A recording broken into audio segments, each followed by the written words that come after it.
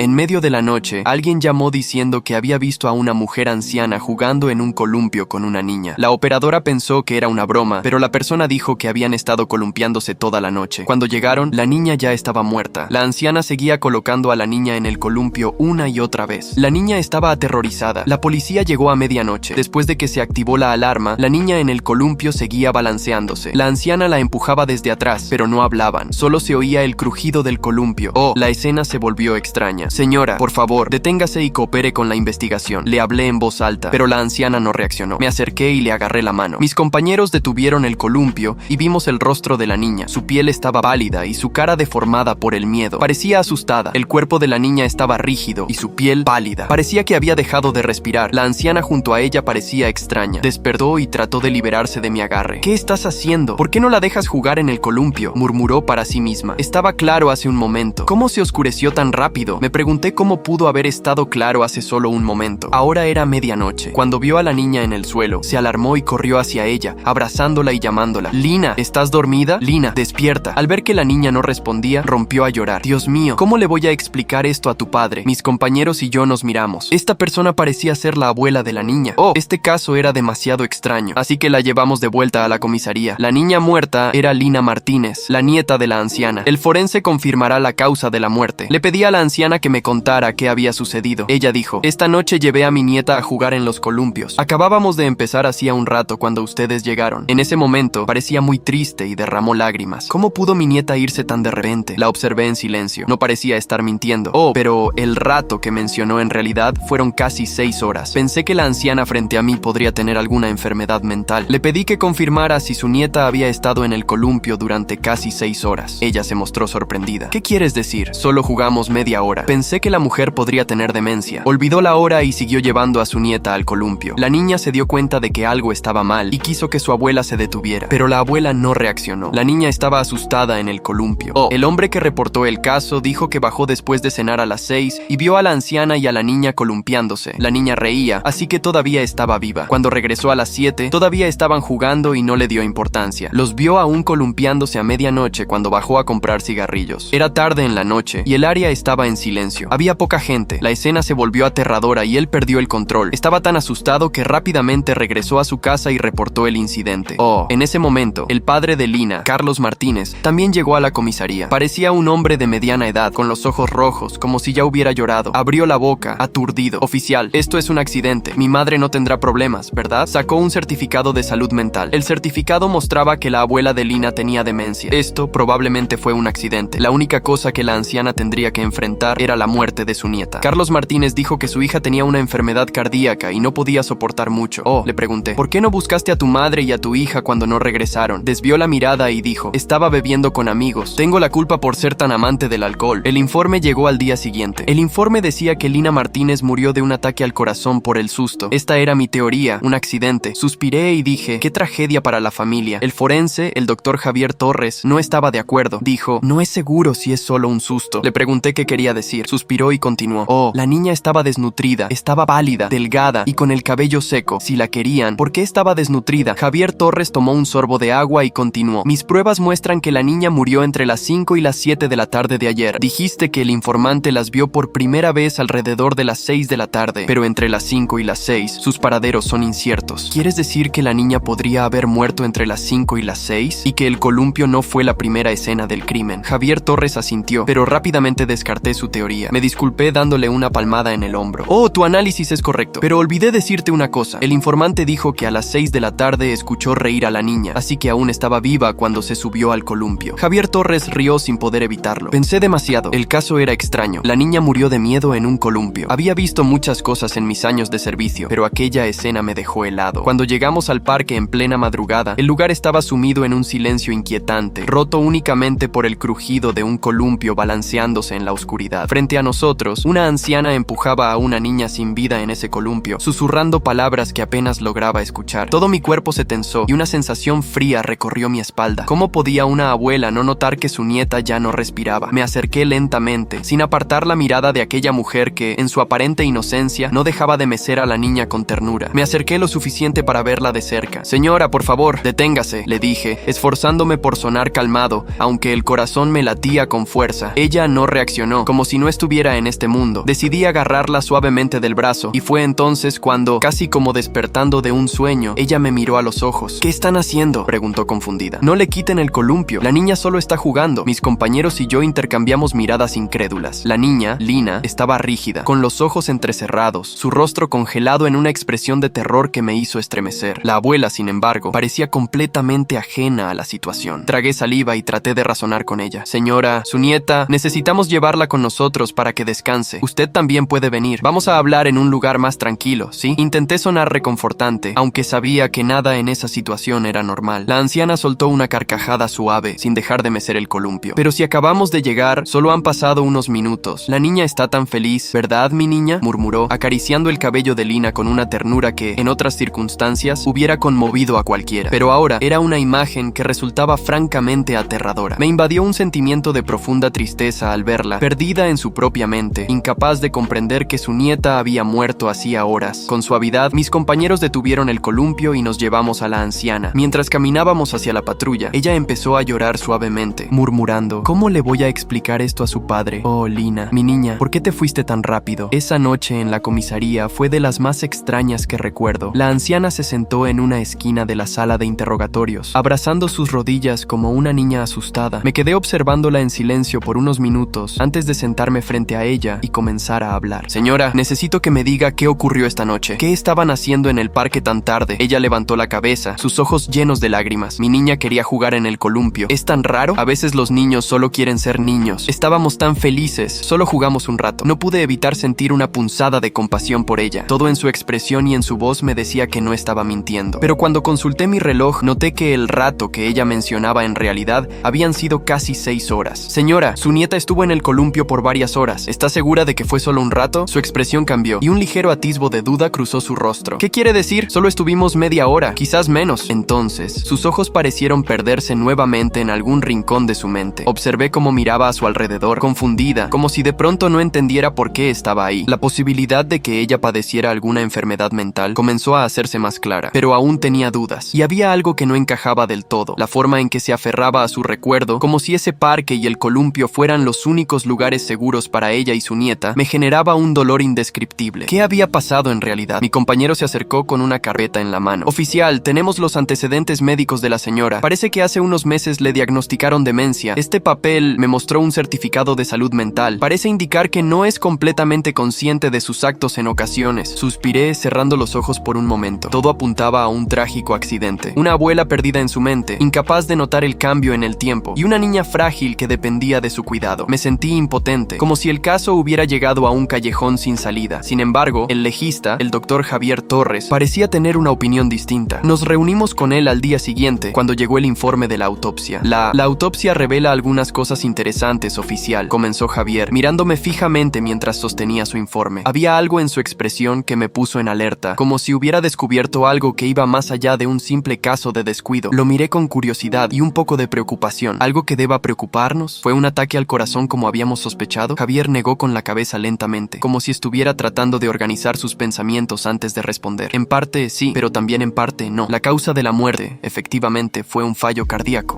Pero lo que me inquieta es el estado general de Lina. Ella estaba desnutrida. Su cuerpo presentaba signos de descuido prolongado. Su piel estaba pálida, delgada, y su cabello seco y quebradizo. Sus palabras me golpearon como una descarga. Desnutrida. Esa pobre niña no solo había estado expuesta al frío y al cansancio de esa noche en el parque, sino que aparentemente ya sufría de malnutrición desde antes. Sentí una mezcla de ira y tristeza. ¿Cómo podía alguien, especialmente una familia, permitir que una niña viviera en tales condiciones? Traté de mantener la calma. ¿Crees que pudo haber sido abandono? Javier asintió con lentitud. No quiero sacar conclusiones apresuradas, pero las evidencias están ahí. Además, la niña murió mucho antes de que el informante nos viera por primera vez en el parque. Según mis cálculos, su muerte ocurrió entre las 5 y las 6 de la tarde, y la abuela, según el informe, solo llegó al parque alrededor de las 6. ¿Estás diciendo que la niña pudo haber muerto antes de llegar al parque? Pregunté, intentando procesar esa revelación. Javier exhaló profundamente y asintió. Esa es una posibilidad. Pero eso nos plantea otra pregunta, oficial. Si la niña ya había fallecido, ¿cómo es posible que el informante afirme haber escuchado sus risas mientras la veía en el columpio? El misterio se profundizaba, y en mi interior comenzaba a sentir la angustia de un caso que, desde el inicio, me había sacudido profundamente. La historia de la anciana en el parque, empujando a una nieta que ya no estaba estaba viva, tomaba un giro oscuro que me hacía cuestionarme sobre qué más podía estar escondido en esa familia. No podía sacarme de la cabeza el hecho de que alguien escuchó las risas de Lina cuando, según el forense, ya había muerto. Esa noche apenas pude dormir. Mi mente repasaba una y otra vez los detalles, buscando alguna pista que pudiera darnos respuestas. ¿Había algo en el pasado de esa familia que explicara todo esto? Al día siguiente, decidí comenzar por lo básico, hablar con el padre de Lina, Carlos Martínez. Lo llamé para que se presentara en la comisaría, y cuando llegó, me sorprendió lo desgastado que se veía. Tenía los ojos enrojecidos y el semblante de alguien que había envejecido varios años en tan solo unas horas. A simple vista, era el retrato de un hombre destruido, pero una parte de mí no podía evitar preguntarse hasta qué punto su arrepentimiento era genuino. Nos sentamos en la sala de interrogatorios, frente a frente. Carlos evitaba mi mirada, como si le resultara insoportable sostenerla. Señor Martínez, lamento su pérdida, pero necesitamos entender mejor qué sucedió, le dije, tratando de ser lo más empático posible, aunque las dudas aún rondaban mi mente. ¿Podría decirme por qué su madre estaba a cargo de Lina esa noche? ¿Usted sabía sobre su condición? Carlos soltó un suspiro profundo y apretó los puños. Sí, lo sabía, pero no pensé que algo así pudiera pasar. Solo necesitaba un descanso, ¿entiende? La vida ha sido difícil desde que me quedé solo con Lina. Mi madre es lo único que me queda. Pensé que podía confiar en ella para cuidar de mi hija, aunque sé que no está bien de la cabeza. Su voz temblaba y pude ver cómo las lágrimas amenazaban con brotar de sus ojos. Aún así, una parte de mí se resistía a sentir compasión. ¿Un descanso? Repetí, manteniendo mi tono profesional, aunque la ira comenzaba a hervir dentro de mí. Señor Martínez, su hija estaba desnutrida, presentaba signos de descuido. Necesito que sea honesto conmigo. ¿Cómo llegó Lina a esa situación? ¿Por qué no estaba recibiendo la atención que necesitaba? Carlos bajó la cabeza y murmuró, casi inaudiblemente. Yo solo quería ser un buen padre, pero a veces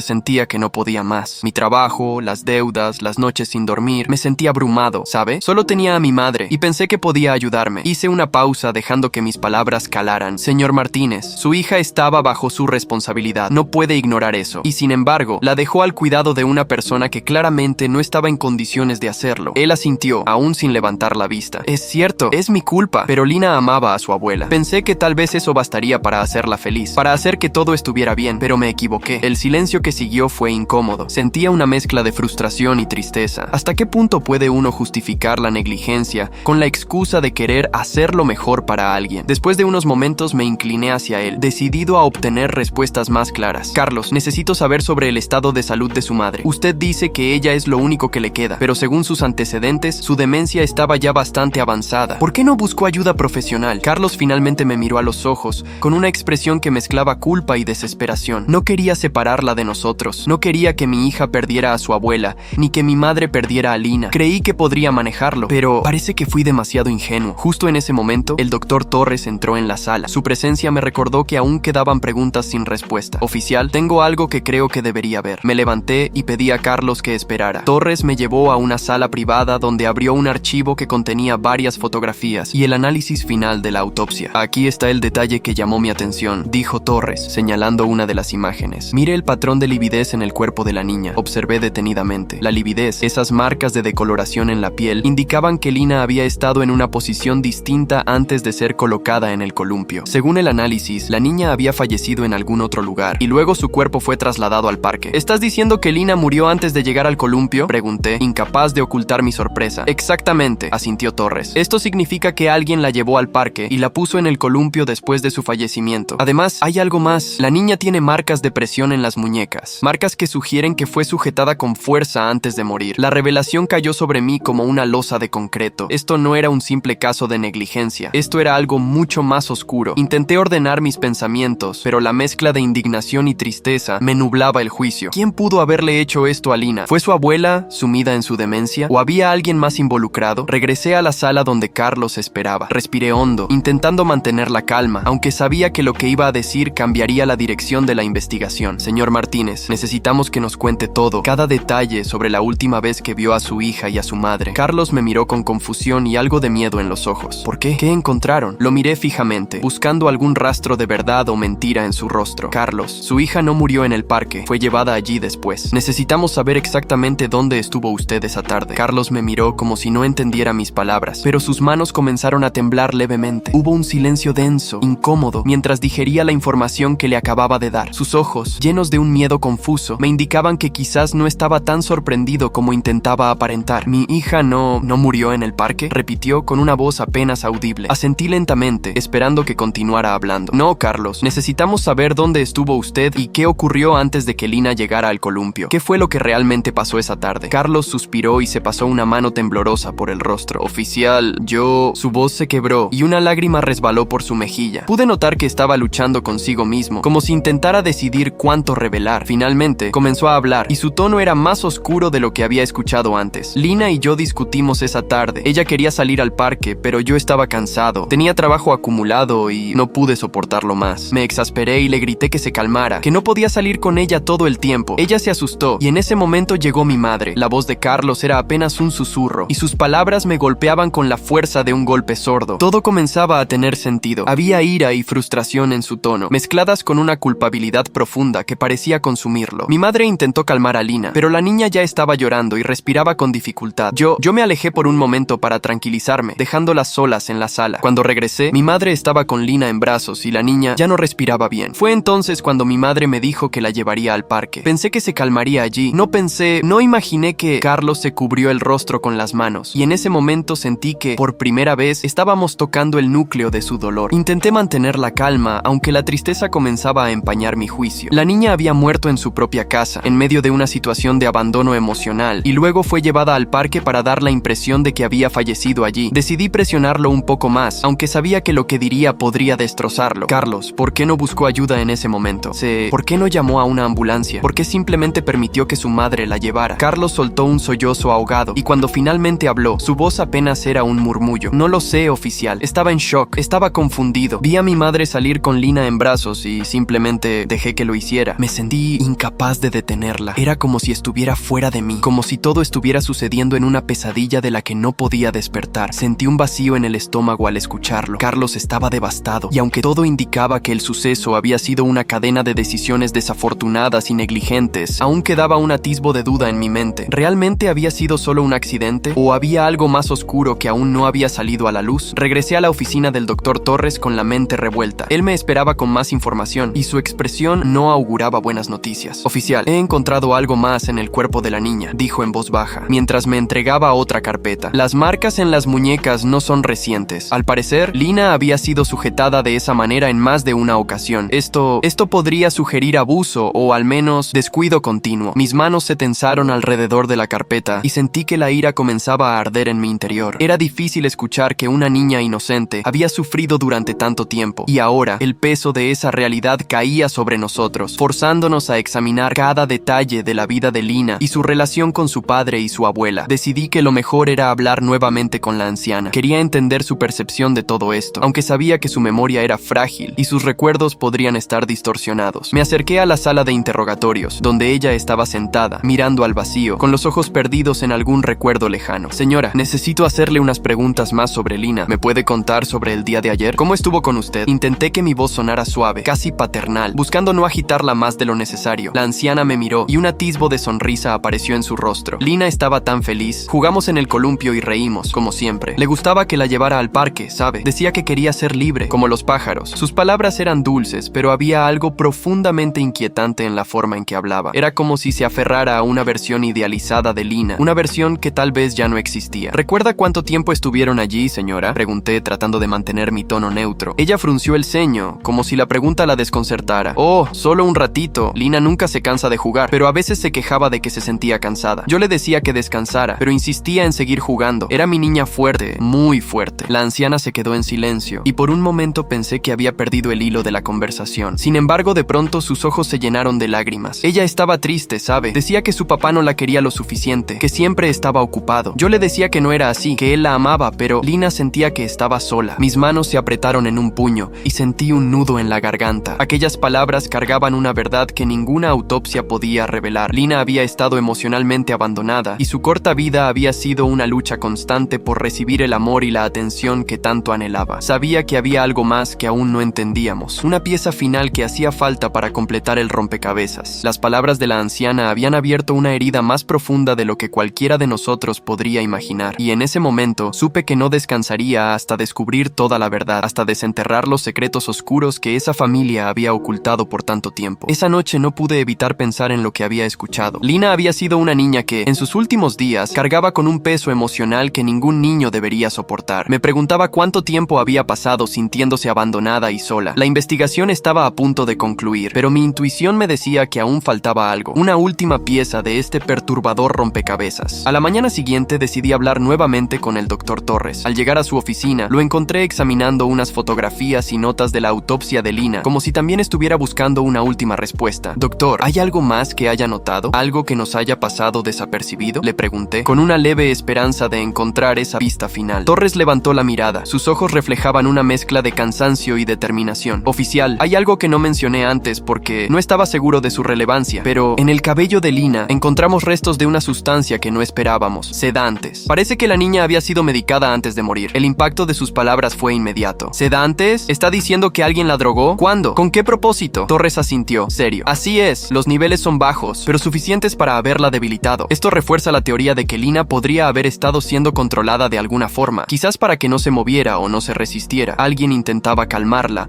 o peor aún, mantenerla en un estado de obediencia. Mis pensamientos se desbordaron. ¿Había sido Carlos quien la drogaba? O quizás la abuela, en su confusión mental, intentaba controlarla con medicamentos sin darse cuenta del daño que causaba. Las implicaciones eran terribles. Decidí enfrentar a Carlos una vez más. Lo llamé a la comisaría, y cuando llegó, noté que el hombre ya no tenía la misma energía de la última vez. Parecía haberse resignado a la gravedad de lo que estaba a punto de enfrentar. Nos sentamos en una pequeña sala de interrogatorios, y esta vez fui directo al punto. Carlos, encontramos rastros de sedantes en el cuerpo de su hija. Necesito que me diga la verdad. ¿Quién le daba esos medicamentos a Lina? Su reacción fue una mezcla de sorpresa y pánico. Negó con la cabeza, visiblemente perturbado. ¿Qué? No, yo nunca le di nada. Jamás le haría eso a Lina. Yo solo quería que estuviera feliz, que estuviera bien. Su voz se quebró, y pude ver el dolor en su rostro, pero una duda persistente me decía que alguien más estaba involucrado en todo esto. Decidí cambiar de táctica. Carlos, no podemos ignorar esto. ¿Su madre estaba al tanto de que Lina podría haber recibido medicación? ¿O quizás ella misma, en algún momento, le dio algo para que estuviera más tranquila? Carlos se quedó en silencio, como si la pregunta lo hubiera golpeado profundamente. Tras un momento, finalmente habló. Mi madre a veces pensaba que Lina estaba demasiado agitada. Me decía que la niña necesitaba descansar más, que estaba agotada. Pero, oficial, le juro que nunca pensé que le daría nada para calmarla. Yo confié en ella. Las piezas comenzaban a encajar. La abuela, en su estado mental deteriorado, tal vez había tomado medidas extremas, creyendo que hacía lo mejor para su nieta. Su demencia la había llevado a una especie de círculo vicioso, donde sus intenciones eran buenas, pero sus acciones terminaban dañando a la niña. Con esto en mente, me dirigí a hablar con la anciana una última vez. Sabía que esta conversación sería decisiva. Cuando me acerqué a la sala de interrogatorios, la encontré mirando por la ventana, murmurando en voz baja. Al acercarme, pude escucharla hablar sola, como si estuviera recordando un momento lejano. Lina solo quería descansar. Estaba tan cansada, susurraba. Yo solo quería que no sufriera. Tomé asiento frente a ella, sintiendo una extraña mezcla de compasión y tristeza. Señora, ¿puede contarme lo que hizo la tarde que fue al parque con Lina? Pregunté suavemente, con la esperanza de que en su frágil memoria quedaran fragmentos de la verdad. Ella asintió, con los ojos llenos de lágrimas. Estaba inquieta. Esa tarde estaba muy inquieta. Quería jugar, pero estaba cansada. Me decía que le dolía el pecho y no quería que sufriera. Le di una medicina, solo una pastillita para que pudiera descansar un poco. Mis sospechas se confirmaron. La anciana había administrado el sedante sin comprender las consecuencias, sin entender que, en su frágil estado, Lina no podía soportarlo. Intenté mantener la compostura mientras escuchaba su confesión. Y luego, ¿qué hizo? La anciana suspiró, como si se estuviera quitando un peso de encima. La llevé al parque como siempre. Ella quería tanto estar allí. Pensé que si la llevaba se calmaría y estaría feliz. Pero entonces dejó de moverse. Yo pensé que estaba dormida, solo dormida, hasta que llegaron ustedes. Había sido un acto impulsado por el amor, pero ejecutado con una ignorancia trágica. La demencia de la anciana había deformado su percepción, llevándola a creer que estaba haciendo lo correcto. Salí de la sala con el alma destrozada. Aunque el caso estaba resuelto, el vacío que dejaba era indescriptible. Carlos, destrozado por la pérdida y sus errores, recibiría ayuda psicológica, y la anciana sería internada en un centro especializado. La última imagen que tuve fue la de la anciana, mirando por la ventana de la sala de interrogatorios, susurrando el nombre de Lina, como si aún la estuviera viendo en ese columpio. La historia de Lina era una tragedia en todos los sentidos, un recordatorio doloroso de cómo el amor y la ignorancia pueden converger en un final tan oscuro como la noche en la que la encontramos.